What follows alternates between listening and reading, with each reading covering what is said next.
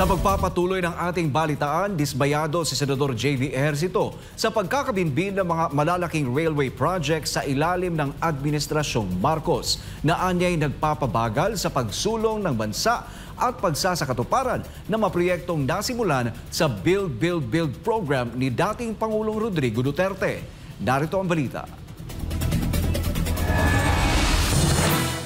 Ayon kay Senador J.V. Ejercito, tila nabalam at napabayaan ang mga malalaking infrastructure project na isinusulong sa ilalim ng Build, Build, Build program ng Administrasyong Duterte. Partikular na ang South Long Haul Railway patungong Bicol at ang Mindanao Railway System.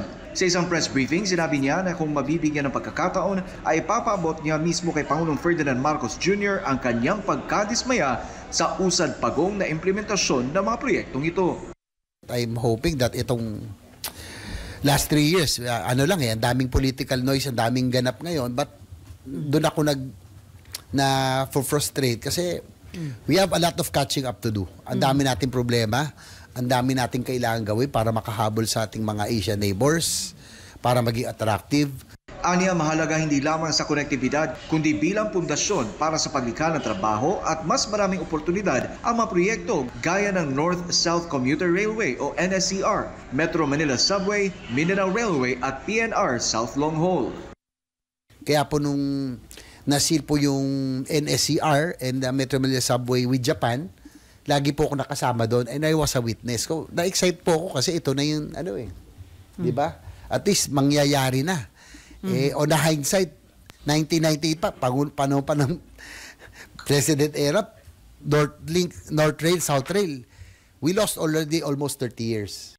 Sabi ng Senador, sa unang taon ng Administrasyong Marcos ay umaasa siyang ipagpapatuloy ang momentum na nasimulan sa ilalim ng slogang Build Better More. Actually, nasiro yan sa budget na nga for last year. Coming from the House, wala na zero budget. Nilagyan ng Senado yan ng at least 200 million each for the Project Management Office to continue na at least magtuloy-tuloy yung monitoring, yung studies, yung monitoring ng right of ways na kung may sakaling meron ng entity na mag-take over, ready na tayo. Giit niya ang mga gitong proyekto ang tunay na long-term investment ng bansa. Bukod sa infrastruktura, nagpahayag din si Ejercito ng panghihinayang sa maagang bangayan sa administrasyon.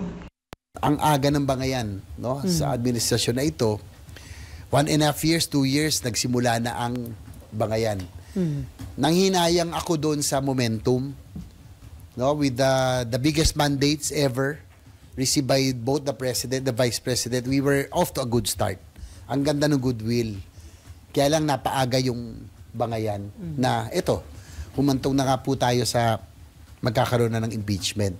Sa huli, nananawagan si Ejercito na sana'y matapos na agad ang issue ng impeachment para naman muling matutukan ang mga totoong problema ng bansa.